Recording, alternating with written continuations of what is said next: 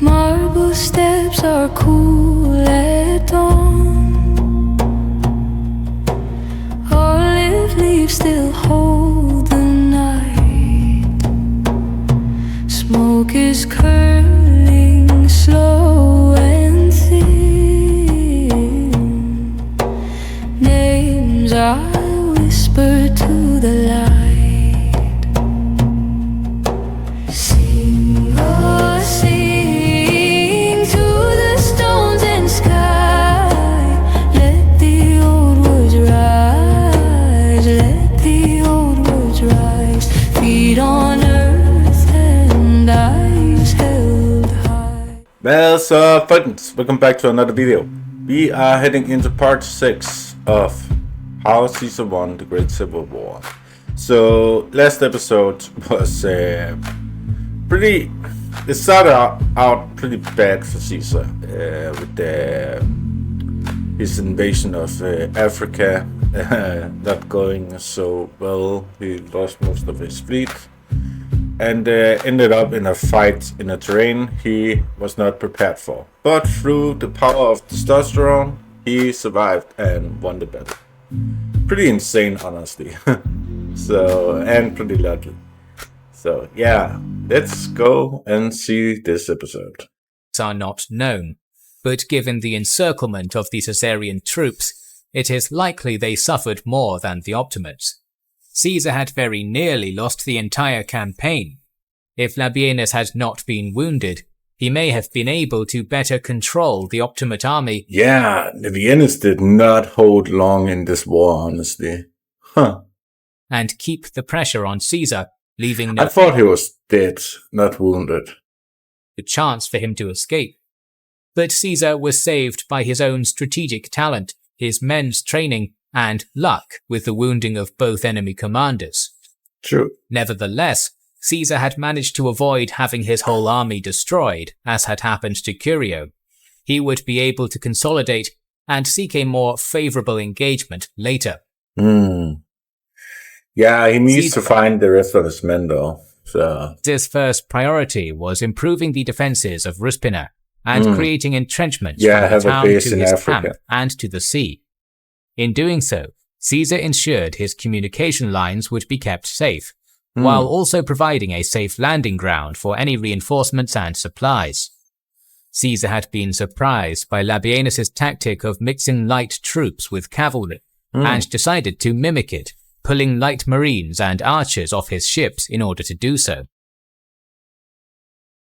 Meanwhile, Scipio was en route to unite his force with Labienus and Petreius, bringing with him almost all of the Optimate leaders, and the entirety of their army, bringing its total to more than 60,000. Such an army would have already been larger than the one Pompey had, and to make matters worse for Caesar, there was also a possibility that the king of Numidia, Juba, would join Scipio with his own force, including its famed elephants. damn. With fortifications improved, Caesar turned his fucked. attentions to supplies. The Optimates had previously stripped the area of corn, and most of the local workforce was pressed into their army, making the harvest of that year particularly poor. Caesar was forced to purchase supplies from wealthy individuals living in the area, and rationed them out to his army. A number of his scattered transports were hunted down by the Optimate navy, and were captured or burned. Caesar ordered the remainder of his vessels to patrol the harbour of Ruspina, to keep the area clear for the anticipated arrival of troops and supplies from Sicily. Just when things were starting to look disastrous, Caesar had a stroke of luck. The Optimate army under Scipio had paused briefly at Utica, where Cato, the figurehead and political leader of the faction, was based. While the army was there, Cato began chastising Pompey's sons for failing to achieve as much as their father had by their age. Shamed and hoping to prove himself, Gnaeus took 2,000 slaves and freedmen and attacked the nearby kingdom of West Mauritania ruled by King Bogard. Idiot! The Mauritanians lured Gnaeus close to the town of Ascarum before sallying out and quickly defeating the small force. Humiliated, Gnaeus withdrew to the Balearic Islands, but his actions had far-reaching consequences. Having left a sizable garrison at Utica, Scipio now marched to Labienus and Petreius, uniting the two armies and establishing camp 5 kilometers from Caesar's position. They immediately began using their large cavalry forces to keep Caesar within his fortifications, making his supply situation even worse. Juba began marching to his allies, hoping to assist in a quick and definitive win over Caesar, but Gnaeus' actions now showed their consequence. The king of East Mauritania, Bocchus, heard of Juba's departure and invaded Numidia to avenge the Optimate attack on his brother Bogard. Commanding the Mauritanian armies was Publius Sittius, who had been operating in Africa as a mercenary since the Catiline conspiracy. He successfully captured the Numidian city of Cirta and then proceeded to pillage and sack the surrounding area. By this point, Juba had almost reached Scipio, but upon hearing the news, pulled back to defend Numidia. Meanwhile, some of the local citizens had begun sending messages to Caesar, complaining of the harsh rule of the Optimates. Some towns even requested garrisons, pledging to feed and house them in return, an offer Caesar gladly accepted, sending 3 cohorts in order to improve his supply situation. Initially, Caesar planned to wait for better weather to ensure his troops would make the crossing from Sicily safely, but now he ordered that they be sent no matter the conditions, showing how desperate he was. Damn. Scipio was not idle while all this was going on. Labienus, in command of the majority of the Optimate cavalry, kept up a relentless harassment campaign, fighting a number of skirmishes with Caesar's cavalry that ventured out to patrol.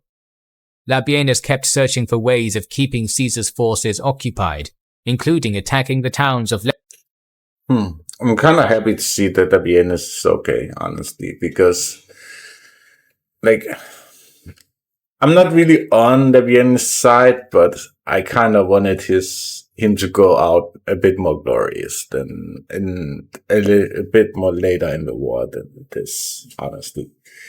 He was Caesar's right-hand man, so... Eptis and Aquila, but he was repelled by Caesar's cohorts now garrisoned there. Nevertheless, these attacks were effective at keeping the pressure on Caesar.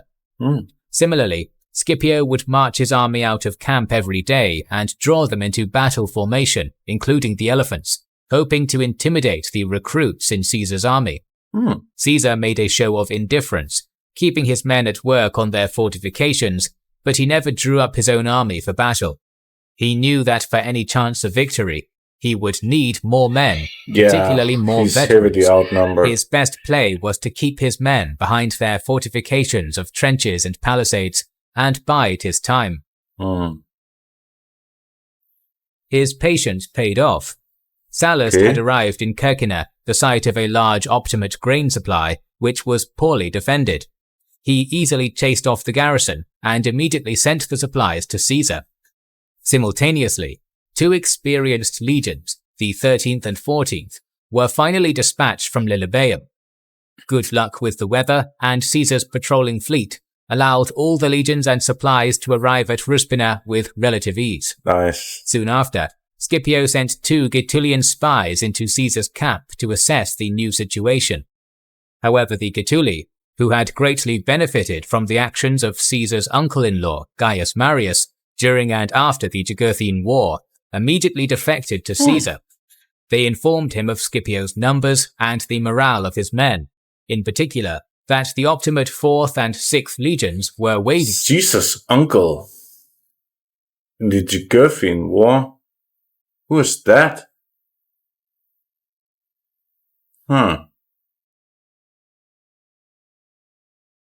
And eager to join Caesar. Though Scipio and Labienus had done well to keep up the pressure, they had delayed too long and lost the... Caesar now had the men and supplies he needed to go on the offensive, and wanted to force a battle with Scipio before the Numidian army would return. On the 25th of January, he sent the transports back to Sicily to get the rest of his army, and then marched his full force out of the camp. His first objective was to take and fortify the semicircle ridge of hills that surrounded the town. Looking to use similar tactics to those at Dyrrhachium, Caesar quickly seized as many of these hills as he could, ordering fortifications to be built to create a line of palisades across the tops of the hills. Hoping to force Caesar back to his original position, Scipio marched his full army out of camp with Labienus in command of the vast cavalry force, drawing up for battle. Caesar initially thought this was a bluff, but when the enemy approached in formation, he drew his legions up on the hills for battle, sending a small detachment of Spanish auxiliaries to seize. Yeah. I mean, Scipio and Labienus kind of need to attack now. Like, this will be the best chance to take out Caesar, even though he has the fortifications, but he will only get more resources and more men with more time. So one hill still held by Scipio. Plus, they're still heavily outnumbering Caesar. So the Numidians holding the position there were quickly chased away, and Labienus led the majority of his right wing of cavalry to cover their retreat. Caesar noticed that Labienus had moved too far from the main Optimate battle line, and sent his own left wing of cavalry to charge through the hole, before turning back to attack Labienus from the rear. A large estate prevented Labienus from seeing this movement until the enemy cavalry was already behind him. With the cavalry pushing from his rear, and the Spanish auxiliaries attacking from the front, Labienus was caught in a pincer and ordered a withdrawal. He and the fast Numidian horsemen were able to extract themselves, but his Gallic and Germanic cavalry was slower. They were surrounded, and despite brave resistance, cut down to a man. Seeing that his right flank was in shambles, Scipio quickly ordered a retreat and pulled back to his camp. Feeling robbed, Caesar did the same. However, soon he tried to force a battle again, this time marching his army towards the town of Uzieta, a major water source for Scipio, which was located just outside the Optimate camp. Scipio marched his army out of camp, positioning them on either side of the town in a strong defensive position. Eagerly, Caesar again drew his men up for battle, but was reluctant to attack Scipio in such a strong location. For the remainder of the day, the armies stood opposite each other until Caesar ordered a retreat. Frustrated once more, Caesar returned to his camp and continued to further fortify his position on the ridge. Scipio had been delaying for a good reason. Immediately after the cavalry skirmish where the Gallic and Germanic cavalry had been lost, he had sent word to Juba demanding his help. Juba, who owed his kingdom to Pompey, obliged. He left his general Sabura, the victor of Bagradas, to fight Citius, and marched to Scipio with— I really need to do, I need to find, a video that's, the history of Pompey, because, I feel like the only thing before the Civil War I really knew about Pompey, I knew about, the Civil War, I knew about, I learned about the, was it the Cimbrian War Pompey was in? I think it was the Cimbrian War. I really need to, learn about, more about Pompey. Because, apparently there's a lot of history I don't know about him, so. 3 Numidian legions, trained in the Roman style, 800 heavy cavalry, more light infantry and cavalry, and 30 more elephants. Damn. The Optimates now had 8 Roman and 3 Numidian legions, approximately 55,000 men, almost 16,000 cavalry, 60 elephants, and perhaps as many as 20,000 light infantry. A total of around 90,000 men, a truly colossal force. It was now Scipio's turn to go on the offensive. Yeah. His fleet had been hunting down any of Caesar's ships that had been blown astray in the crossing from Sicily, and the prisoners were brought to him. He now displayed a number of captured veterans of the 14th outside his camp, and had them tortured to death there and their bodies left outside. He also once again began drawing his army out of camp every day to further intimidate Caesar and his men. These actions had the opposite effect, however. The execution of his men enraged Caesar, and he was also encouraged by Juba's numbers. They weren't as significant as he feared, which meant that Citius was distracting much of the Numidian force, and confirmed that Scipio had no more aces left up his sleeve. Following this, a deadlock emerged. Both sides regularly drew up for battle, but no serious engagement was fought, neither wanting to be the one to attack a fortified opponent. A number of cavalry skirmishes were fought, with neither side able to gain a significant advantage over the other. Two more veteran legions, the 10th and 9th, arrived, and Caesar attempted to use them to break the stalemate, constructing two long entrenchments. I'm shocked that Scipio and Labienus hadn't attacked already when they have so many soldiers. Like, they're just letting Caesar get stronger and stronger right now. Like, this is stupid. From his camp to Utica, despite the constant harassment from Labienus's cavalry. A new camp was made at the end of these entrenchments, where siege weapons such as scorpions and catapults were constructed, and began bombarding Utica.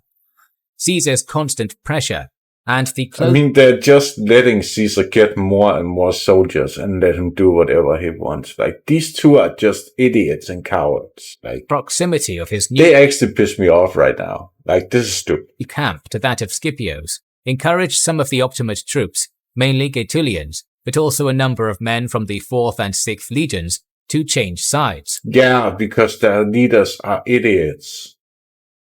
Scipio couldn't allow this to go on, and once again ordered his army to get into battle formation. Yeah, pretty late. Caesar did the same, but it's pretty late to do that now because, like, Caesar has protected his side, so your cavalry is kind of useless. Your elephants, we know what happens to them. They are also useless. And the foot soldiers are pretty equal here. So, yeah. Open ground in front of Scipio's army dissuaded him from attacking, despite the two armies now being less than 200 meters apart. After squaring off for half a day, Caesar withdrew back into camp. That is when Labienus launched an attack on Caesar's retreating cavalry and light infantry. Ooh. The legions were close enough to prevent a complete disaster, but the attack gave Caesar food for thought. It was only a matter of time before Labienus was able to strike a deadly blow with his superior. Soon word was sent that the last two legions Caesar pegged for this campaign, the 7th and 8th, were en route from Sicily. He also heard from some deserters that Varus, who had been stationed at Utica with the Optimate fleet, planned to attack them on the crossing. Immediately, Caesar rode to Leptis himself, took command of his fleet, and surprised Varus. The Optimate fleet was chased away, and the Caesarian legions were guided to land safely. Caesar now felt comfortable enough to send 2 legions out of his fortifications to find supplies in the nearby estates. At this point, Optimate deserters informed Caesar of an ambush planned by Labienus, and Caesar managed to surprise his old ally, killing 500 light infantrymen and routing the Numidian cavalry. Unfortunately for Caesar, his legions were unsuccessful in their foraging, making it clear that he needed to move his entire army to find food. Caesar left a garrison in Ruspina, burnt his camp, and marched out with his full force. He foraged the area around Agar and Seta, constantly shadowed by Scipio's army. After foraging around Seta, Caesar began retreating to his camp, roughly 23 kilometers away. But why is it that Labienus has the balls to start a fight when he's outnumbered, but not when he's heavily outnumbering Caesar? Was once again attacked by Labienus and his Numidian cavalry and light infantry. This time, Labienus kept up the attack, retreating when Caesar's men turned to confront him, and then continuing the harassment as soon as they began marching again. Caesar's cavalry took the brunt of these attacks, and he was eventually forced to pull them from the rear and use his legions to fend off the Numidians. His heavy infantry took less damage than his cavalry, but his army was now moving incredibly slowly, only managing to cover 300 meters in 4 hours. Like, I get Labienus' plan here, but he outnumbered Caesar so much before. So I get the hit and run tactics, but I don't get fighting him when you have like 3-1. Night finally set in, and Labienus withdrew his troops. But he had been successful in doing significant damage to Caesar's already much smaller cavalry force. Impressed by how effective Numidian light cavalry and light infantry had been against him, Caesar began drilling his men in tactics to combat them, such as how far to retreat from them and when they should turn and throw javelins. Smart. He was soon met by the last Sicilian reinforcements, bringing his force to 12 legions, 5 newly raised and 7 veteran, roughly 3,000 to 5,000 cavalry, and an unknown number of light infantry. Caesar's veteran legions had taken casualties. Some might even be at only half strength, and so establishing the size of Caesar's army is difficult, but a number of around 60 to 70,000 seems reasonable. Whoa! Outnumbered overall, Caesar had more veterans than Scipio, as the Optimate army was largely made of fresh recruits and conscripts. Caesar also brought elephants from Italy. Although useless in battle... From Italy? I did not know that they had elephants in Italy. I thought they hired them from Africa. And intended for the Roman games, they allowed Caesar to train his troops. His men were taught where...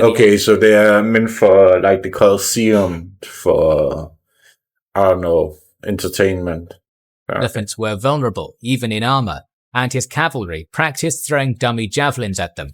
Yeah, they are also pretty useless. Familiarizing the horses with the elephant's smell and sound. It is a testament to Caesar's generalship that even on campaign, he still took the time to train his troops to address new threats. Alright, it's part 6. What we've done here. Caesar is a badass that can do whatever he wants, and Scipio and Labienus are cowards. So yeah, they are probably done now, because now Caesar is no longer outnumbered. He has about the same amount of troops as them. So yeah, Labienus and Scipio are screwed. It's gonna be great to see. I really lost all respect for them in this episode right here, gotta say. So yeah, I hope Caesar will win soon, and let's see what Cato can do instead. The original video will be down in the description, guys. If you guys want to check out some more history videos, I will have a playlist up on screen. Otherwise, see you guys later. Bye. Bare feet in the furrowed ground, dust on my tongue, heat bearing down, sun like a hammer on my back. Name I was born with, they took that. But my chains flow soft like water, running through this tired soul. You can bind my hands together, you can't cage what rivers know.